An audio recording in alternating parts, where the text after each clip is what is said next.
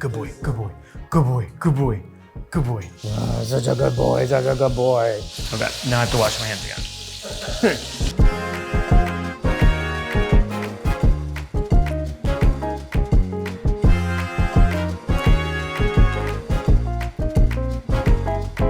Hi, I'm Rick, and welcome back to Sweet Heat. And what I'm gonna be making for you today is a pork in Chile Verde, but I'm gonna use pork ribs. I'm really excited today because this is one of those dishes that is gonna be a little bit more in the spicy category. I'm not, surprisingly, adding any extra sugar, no agave syrup, no piloncillo, I know, surprise, surprise. But there is a lot of sweetness both in the meat that I've chosen and in the vegetables. What I really want when it's really cold outside is something really warm and comforting, and this fits the bill. I find that the ribs, because there's so many bones, there's a lot more intense flavor of pork, and then I've got a lot of chilies. So the heat is gonna come from jalapeño, and a little bit of the heat is gonna come from the poblano, but I've got quite a few poblanos. I'm also gonna use 5 jalapeños. And as always, if you like me, if you like this recipe, if you like this series, make sure you click like and subscribe, and you will be notified as soon as there's another Sweet Heat episode. So the first thing I'm gonna do is a little spice blend. So when you grind spices, it's sort of like coffee. Like once you grind it, it automatically starts to oxidize and starts to lose its flavor. And in this case, I just have a spice grinder and I'm gonna throw these seeds in. But if you don't have whole cumin or whole coriander, you can go ahead and use ground, it's totally fine. So I'm gonna use a teaspoon of each of these. 1 teaspoon cumin seeds, 1 teaspoon coriander seeds. I'm also using Mexican oregano. It's really, really good in this dish. It's a little more floral and less bitter than Greek and Italian oregano. And then I'm gonna use sort of a handful of bay leaves. So these bay leaves are actually, they're smaller than what you would find in the US. So I'm just gonna use a pinch and that's gonna be totally fine. Now we will just grind these up. Oh yeah, so SMR moment. Oh, and I just realized I forgot to put my apron on. Wow. Right. Oh, smells really good. So in addition to my apron, I also forgot to add the peppercorn. So this is a teaspoon of whole peppercorn. So now I'm just gonna put that back in and grind it. Okay, and that is done. All right, so the first thing we're gonna do is prep all the, or I guess the second thing we're gonna do is prep all the veg. I wanna start with the poblanos.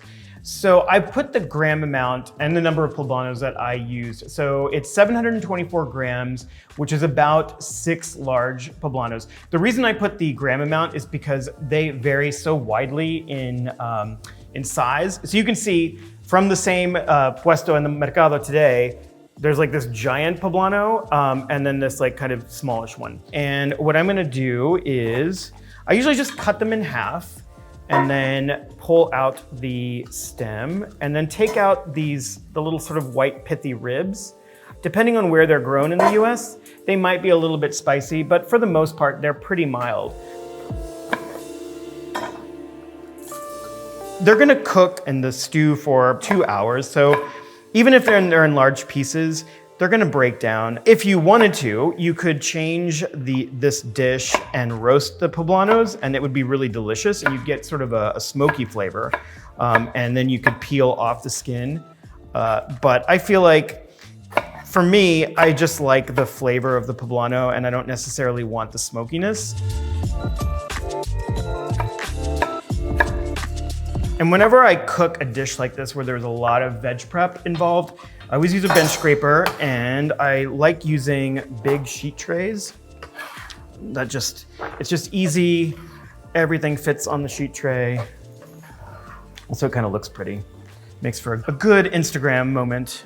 The next thing we're gonna do is the tomatillos. So the tomatillos, I don't think I've actually used a tomatillo in the show so far.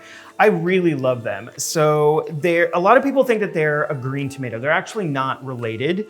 It's a fruit and it's related to the gooseberry. And so this is what they look like. Sometimes in the markets or the supermarkets, you'll find them like this. There's a little husk.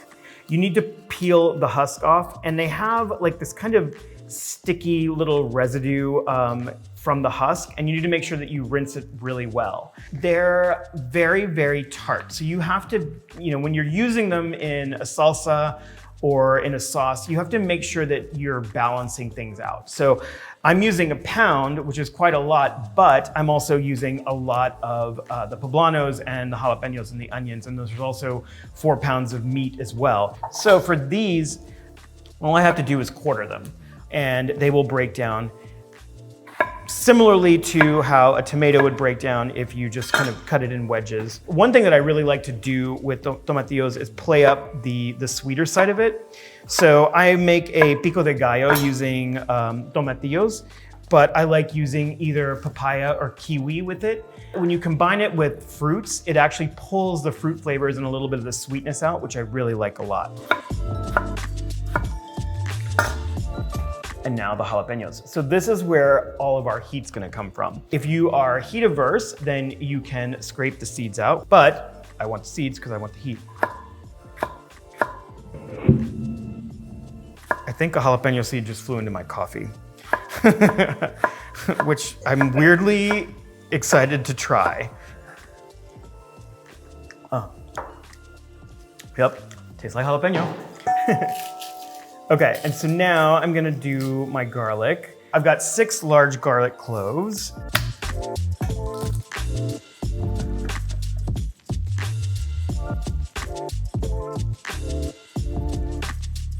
All right, I think we are ready to cook now. All right, so this is the pork. So you could use baby back, you can use pork shoulder, you can use neck bones. I think key with this is the ratio of meat to bones. There's a lot more bone in this cut than the shoulder. And the bones are gonna give us a really nice richness. And that is also going to help to balance out the tartness of the tomatillos. What I did is I went to the market and I found the pork ribs I wanted, and I asked the butcher to cut them for me. And so literally what he did is he took a rack of ribs, he had a bandsaw, and then just like cut them into 1.5-inch strips, and then took the little strips, he had a big knife and just like hacked them up for me. It literally took 60 seconds, so don't be afraid. Just make friends with your butcher and find a rack of ribs and say, hey, can you cut this for me? Come on, Sebastian, let's go. So, because it's sweet heat and because it's me, I'm gonna use lard. So I'm preheating one of the biggest pots I have, because this is gonna make a lot. I'm going to add in 2 tablespoons of beautiful, delicious lard. And that's just gonna add to my overall porky flavor. And so now, you don't wanna crowd the pan. So I'm just gonna probably put in maybe about 1/3 of the ribs. The reason you don't want to crowd the pan is because you're going to cool down the pan, and what it'll end up happening is the meat will actually steam and just turn gray, and I want to get color on it. And the way that you're going to get the color is you need that intense heat. So just spread everything out and just let it sit. It's going to take about 4 to 5 minutes per side, and then I'm going to give it a flip. I don't need to brown all sides. I just want to get a nice brown color on 2 sides, and then we'll pull it and we'll do the rest.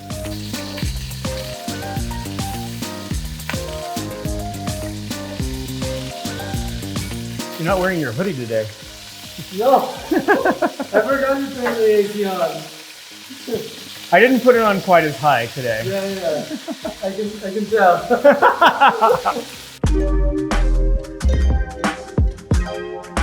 Now that we have all this like beautiful brown bits in the lard, I'm gonna add the onions. I've reduced the heat down to medium, just so that they get a little bit more time to caramelize. I'm also gonna add the salt in here as well. So you can see the juices of the onion are starting to come out, and I'm just going in there with my wooden spoon and just scraping up all this brown stuff. So these onions are looking really good and caramelized, and you can see there's more brown stuff. That's all the sugar from the onions that's starting to brown on the bottom. And so that's my cue that it's time to add everything else.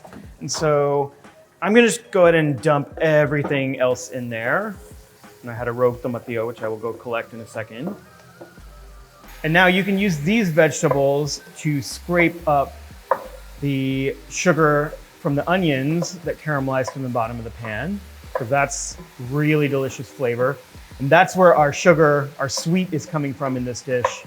All that really yummy sugar that caramelized on the bottom from the onion. All I want to do is soften the veg, develop a little bit of the flavor. When you saute veg, even in this volume, in a relatively dry skillet, you're going to develop flavor.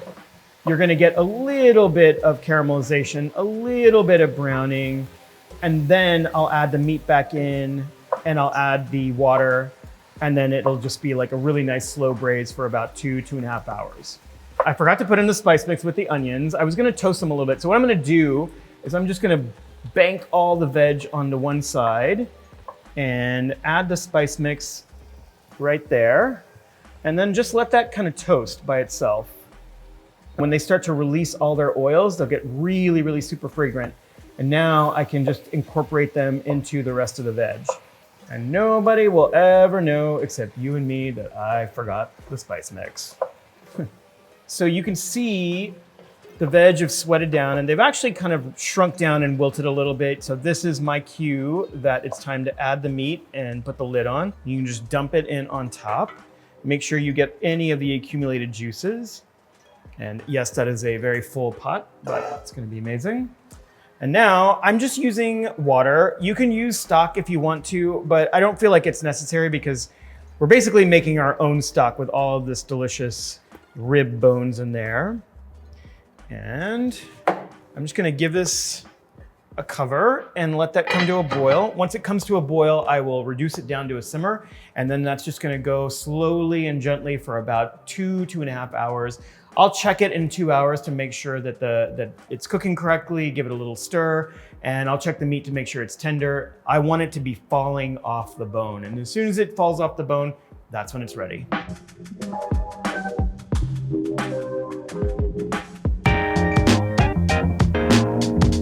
Okay, so as the final touch for the Chile Verde, I'm just going to cut some scallions.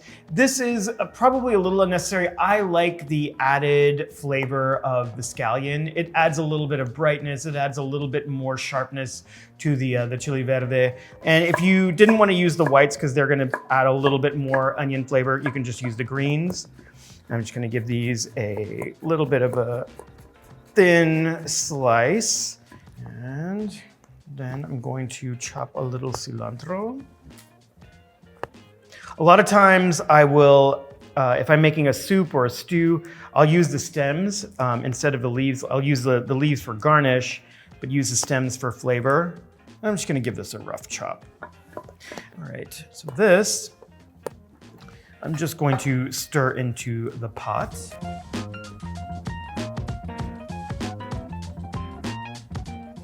So good, oh my God. And as you can see, I actually have a swapped. This is one that I made yesterday that I'm super excited about. I also think that braises generally get a little better as they sit.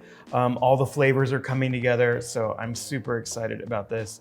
Also now I have 2 gigantic batches of Chile Verde, and so I can invite some friends over on Saturday and we can sit outside, socially distant of course, and eat all of this pork.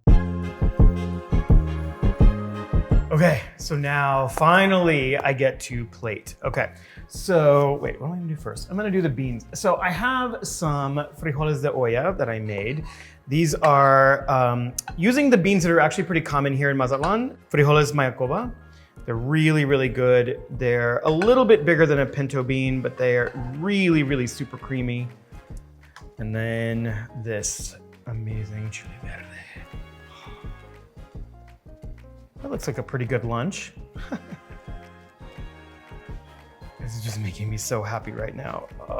So I'm just gonna warn you, the only annoying thing about using the ribs in this dish is that every bite has a little piece of bone, but the flavor is totally worth it. So I am going to just go in right there.